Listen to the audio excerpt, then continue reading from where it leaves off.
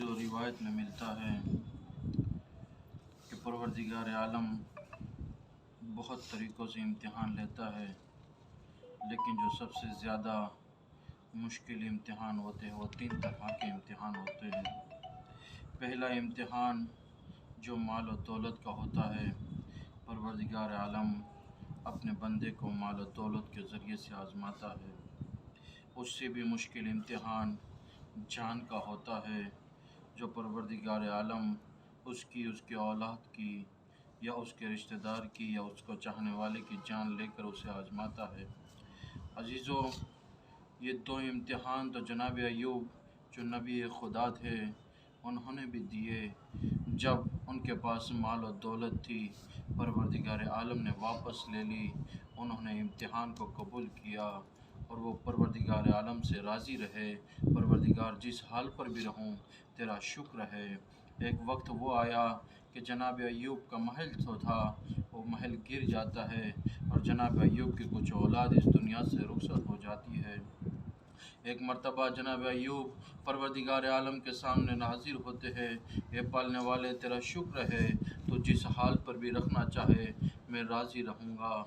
लेकिन जो तीसरा इम्तिहान है, जब परवरदिगार आलम ने जनाब अय्यूब से लेना चाहा तो जनाब अय्यूब ने एक मर्तबा हाथ जोड़ दिए और कह दिया कि पालने वाले, माल का इम्तिहान दे सकता हूँ, जान का इम्तिहान दे सकता हूँ, लेकिन जो तीसरा इम्तिहान है, जो मानूस का है, जो मस्तूरात का है, जो बीबियों का है, जो घर की औरतों का इम्तिहान है, जो घर की औरतों की आबरू का इम्तिहान है, परवरदिगार मुझे माफ़ फरमा कि ये तीसरा इम्तिहान मैं नहीं दे सकता। लेकिन परवरदिगार आलम ने जनाब अय्यूब को ये भी कह दिया कि अय्यूब, तूने इम्तिहान दिए, तेरा नाम इम्तिहान में क़यामत तक बाकी रहेगा। लेकिन जहाँ पर जनाब अय्यूब का इम्तिहान ख़त्म हो जाता है और वहीं से जनाब सैयद सज्जाद का इम्तिहान शुरू होता है। अज़ादारों, जब करबला के मैदान में इमाम हुसैन अलैहिस्सलाम आखिरी रुखसती के लिए इमाम सैयद सज्जाद के पास तशरीफ़ लाते हैं, जनाब ज़ैनब साथ में है। एक मर्तबा जनाब ज़ैनब के साथ इमाम हुसैन अलैहिस्सलाम उस खैमे में आते हैं। जनाब सैयद सज्जाद है, आकर कहते हैं, बेटा उठो, तुमसे तुम्हारा बाप रुखसत होने के लिए आया है। एक मर्तबा सैयद सज्जाद अपनी आँखों को खोलते हैं, फूफी अम्मा से मालूम करते हैं, ए फूफी अम्मा, ज़रा ये तो बताइए कि मेरा बाबा कहाँ है, कि मैं अपने बाबा मुझसे रुखसत होने के लिए आए हैं। एक मर्तबा इशारा करके बताती है, ए बेटा, ये जो जख्मों से चूर चूर है वही तेरा बाबा है जो तुझसे रुखसती के लिए आया है। एक मर्तबा इमाम सैयद सज्जाद कुछ सहारा लेकर अपने बिस्तर पर खड़े हो जाते हैं और आवाज़ देते हैं, फूफी अम्मा, मुझे एक हाथ में असा दे दीजिए और एक हाथ में तलवार दे दीजिए। जनाब ज़ैनब सवाल करती है, बेटा, असा और तलवार को लेकर क्या करोगे? एक मर्तबा सैयद सज्जाद फरमाते हैं, ए फूफी अम्मा, मैं अपने बाबा का दिफा करूँगा, अपने बाबा के ऊपर कुर्बान होने के लिए करबला के मैदान में दुश्मनों से जंग करूँगा। बस एक मर्तबा मौला हुसैन आगे बढ़ते हैं, ए बेटा सैयद सज्जाद, ये तो जंग असगर है, अभी जंग अकबर है जो तुम्हें लड़नी है। एक मर्तबा वो वक्त भी करीब आ गया कि जब जनाब सैयद सज्जाद करबला से कोफा और कोफा से शाम की गलियों में घुमाए जा रहे हैं। एक मर्तबा किसी ने आकर सवार कर लिया, ए आका, आप अपने सर को झुकाए हुए क्यों रखते हैं? क्या आपका तोक भारी है? इमाम सैयद सज्जाद फरमाते हैं, ये तुमने सही सवाल कर लिया, हाँ, तोक तो बेशक भारी है, उसकी वजह से भी गर्दन को झुकाए हुए हूँ, लेकिन किस तरीके से ये मुमकिन है कि मेरी फुफियों के सर पर चादर नहीं है और उनके सर बरहना है, इसी की शर्म में मैं अपने सर को झुकाए रखे हुए हूँ। अज़ादारों, ये वक्त बड़ा मुश्किल है कि जब करबला से कोफा और कोफा से शाम के बाजार में गली गली फिराया जाता है। अज़ादारों, बस एक रिवायत पढ़ना चाहता हूँ, फिर ख़त्म दुआ पर आ जाऊँगा। बस एक मर्तबा उस शाम का बाजार आ जाता है जहाँ पर बीबियों को इतने हुजूम के बीच में से दरबार की तरफ ले जाया जाता है। आप लोगों ने भी ज़ियारत زیارت کی ہوگی، شام کے بازار سے بھی گزرے ہوں گے۔ آپ لوگوں نے دیکھا ہوگا کہ جہاں سے شام کا بازار شروع ہوتا ہے اور جہاں پر شام کا بازار ختم ہوتا ہے، اس کو پار کرنے کے لیے، اس کو عبور کرنے کے لیے اگر کوئی انسان نوحہ پڑھتے پڑھتے، ماتم کرتے کرتے، آہستہ آہستہ سے بھی اگر گزرے گا تو زیادہ سے زیادہ آدھا گھنٹہ لگے گا۔ آدھا گھنٹے میں وہ شام کا بازار عبور کر سکتا ہے، لیکن حائل یہ بی بی کا قافلہ جناب زینب و ام کلثوم کو اس بازار شام سے 3 دن میں گزارا گیا۔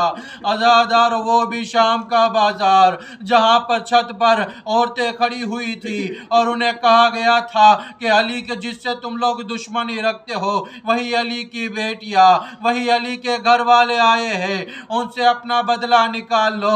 عزادار کوئی اپنے ہاتھ میں گرم پانی لیے ہوئے ہے، جس کے پاس پانی نہیں ہے وہ پتھر لیے ہوئے ہے، اور جس کے پاس پتھر نہیں ہے وہ صدقے کی کھجوریں لیے ہوئے ہے۔ عزادارو بس ایک مرتبہ یہ قافلہ شام کے دربار کے اندر پہنچ جاتا ہے۔ ایک مرتبہ دربار کے اندر اذان کی آواز آتی ہے۔ امام سید سجاد اس اذان کی آواز کو سنتے ہیں۔ مؤذن جب اشہد ان محمد الرسول اللہ پر پہنچتا ہے تو آواز دیتے ہیں، اے یزید ذرا یہ تو بتا کہ یہ تیرے نانے کا نام ہے یا میرے نانا کا نام ہے؟ یزید کو جواب نہیں دے پایا، بس ایک مرتبہ آگے بڑھتا ہے، جلاد کو حکم دیتا ہے کہ جاؤ اس کا سر قلم کر دیا جائے۔ ایک مرتبہ جلاد آگے بڑھتا ہے، جناب زینب ہے اپنی گردن کو سید سجاد کی گردن پر رکھ دیتی ہے، اے یزید تیرے ظالم کو روک لے، میں نے اپنے بھائی سے وعدہ کیا ہے کہ جب تک میں زندہ رہوں گی میں میرے بھتیجے کا خیال رکھوں گی۔ بس ایک مرتبہ یزید حکم دیتا ہے کہ جاؤ زینب کا گلا بھی قتل کر دیا جائے۔ بس ایک مرتبہ جیسے ہی جلاد آگے بڑھتا ہے، جناب فضہ ہے آگے بڑھ جاتی ہے اور یزید سے کہتی ہے کہ یزید ظالم کو روک لے، جب میں نے میری شہزادی جناب فاطمۃ الزہرا سے وعدہ لیا ہے جب تک جان میں جان رہے گی ان کی بیٹی زینب کے اوپر آنچ نہیں آنے دوں گی۔ بس ایک مرتبہ جلاد کو حکم ہوتا ہے کہ جاؤ اس بڑھیا کو بھی قتل کر دیا جائے۔ جلاد آگے ہی بڑھنا چاہتا تھا کہ ایک مرتبہ جناب فضہ نے اس دربار کے اندر اپنی نظروں کو دوڑائی اور حبشیوں کا مجمع دیکھا۔